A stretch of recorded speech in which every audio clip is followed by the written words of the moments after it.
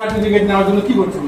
উল্টে আপনাকে যদি কেউ বলে আমি খুব গরিব, আপনি তাকে প্রশ্ন করছেন, উনি ওকে বলছেন যে সমবেতি টাকা নিয়ে আপনি কি করবেন? তাহলে সমবেতি টাকা নিয়ে যদি সরকার যে সমবেতি টাকাটা দিচ্ছে প্রকল্পের টাকাটা, ওটা নিয়ে উনি কি করবেন? টাকাটা ওকে দিতে হবে, এই ধরনের কথা উনি বলছেন। অস্তিত্ব নেই নেই।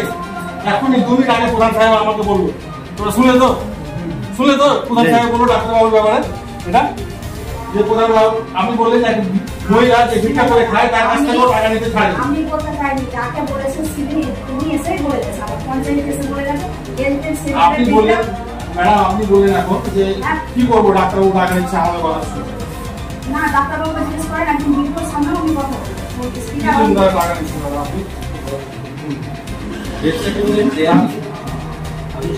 আপনি শুনছি তো, সবাই শুনছি।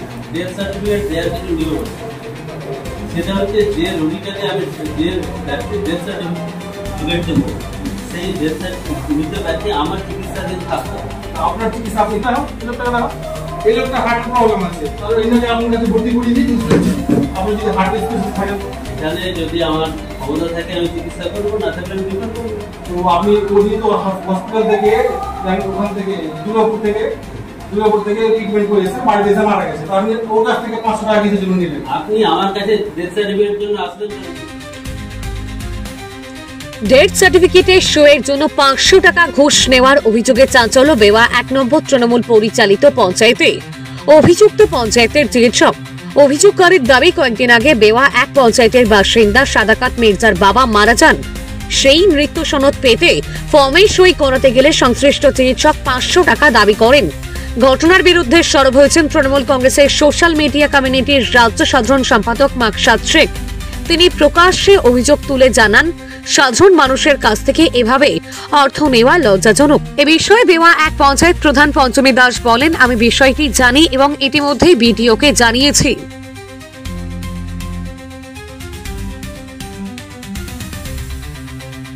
ডেথ সার্টিফিকেটের শোয়ের জন্য 500 টাকা ঘুষ নেওয়ার অভিযোগে চাঞ্চল্য বেওয়া 1 নম্বর তৃণমূল পরিচালিত পঞ্চায়েতে। অভিযুক্ত পঞ্চায়েতের চিকিৎসক। অভিযোগকারীর দাবি, কয়েকদিন আগে বেওয়া 1 পঞ্চায়েতের বাসিন্দা সাদাকাত মির্জার বাবা মারা যান। সেই মৃত্যু সনদ পেতে ফর্মে সই করাতে গেলে সংশ্লিষ্ট চিকিৎসক 500 টাকা দাবি করেন। ঘটনার বিরুদ্ধে সরব হয়েছেন তৃণমূল কংগ্রেসের সোশ্যাল মিডিয়া কমিউনিটির রাজ্য সাধারণ সম্পাদক মাকসাদ শেখ।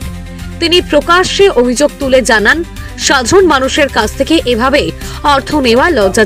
আমি গেছিলাম পঞ্চায়েতে আমার বাবার সার্টিফিকেট তুলতে, দিয়ে ওখানে গিয়ে একটা সার্টিফিকেটের জন্য আমার কাছ থেকে 500 টাকা নেয় ডাক্তারবাবু, পঞ্চায়েতের ডাক্তারবাবু।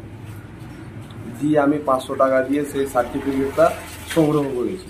সার্টিফিকেট পেয়েছো? গ্রাম পঞ্চায়েতে যে আমার ভাই আছে, ভাই আমাকে অভিযোগ করে যে জন্ম সার্টিফিকেটের ডেথ সার্টিফিকেটের জন্য 500 টাকা করে চার্জ করে কোনো রসিদ ছাড়া। তো সেই মোতাবেক আমি যাই এবং আরও অন্যান্য অভিযোগ আসছিল যে সরকারিভাবে জন্ম সার্টিফিকেটগুলো যেভাবে ডিজিটালাইজেশন করতে হচ্ছে, সেই ডিজিটালাইজেশনের জন্য 50 টাকা পার ইয়ার তারা চার্জ পঞ্চায়েত কর্তৃপক্ষ ওন ফান্ডের। সেই দুটো সমস্যা নিয়ে গতকাল আমি গিয়েছিলাম পঞ্চায়েতের প্রধানের সঙ্গে কথা বললাম এবং ডাক্তারবাবুর সঙ্গে কথা বললাম। ডাক্তারবাবুর কাছ থেকে জানতে পারলাম যে এই ভাইটা তাকে 500 টাকা ডেথ সার্টিফিকেটে ইস্যু করার জন্য 500 টাকা সে দিয়েছে, যেটা খুব অন্যায় এবং দুর্নীতি হচ্ছে, এটা বোঝা যায়। তো আমাদের বক্তব্য হলো যে এই 500 টাকা করে সরকারিভাবে সরকারি ডাক্তারের কাছে আমরা দিতে পারবো না, দেওয়া যাবে।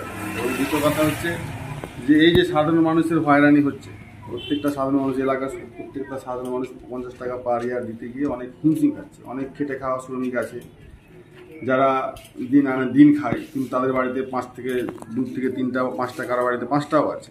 সেই জন্ম সার্টিফিকেট ঠিক করতে গেলে তাকে 3 থেকে 4 হাজার টাকাকে 5 হাজার টাকা গুনতে হবে। এটা আমার কাছে মনে হয়েছে যে এটা অন্যায় এবং তার জন্য প্রতিবাদ করেছি আমি, যাতে সাধারণ মানুষের সমস্যা কিছুটা সমাধান করা যায়।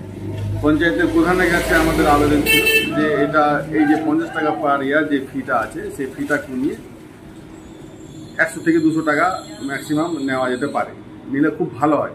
হ্যাঁ, তো প্রধান সাহেব আমাদেরকে বলেছিলেন যে লিখে দিতে, এখনও আমরা সেই মাস পিটিশন আকারে যেটা লিখে নিতে চেয়েছিলাম তারা বিবেচনা করবেন, সেটা আমরা লিখে দিতে পারি।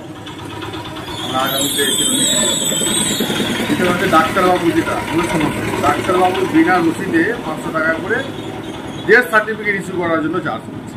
না, এটাই সরকারিভাবে কোথাও রুল আছে যে টাকা নিয়ে করতে না, সরকারিভাবে আমি শুনলাম যে সরকারিভাবে যে রুলটা আছে, এখন মৃত্যুর সার্টিফিকেট বানানোর জন্য সরকারি ডাক্তারের কাছে একটা সার্টিফিকেট নিতে হবে, কিন্তু উনি এখন আমাদের কাছে পঞ্চায়েতে অ্যাপয়েন্টেড একজন সরকারি ডাক্তার।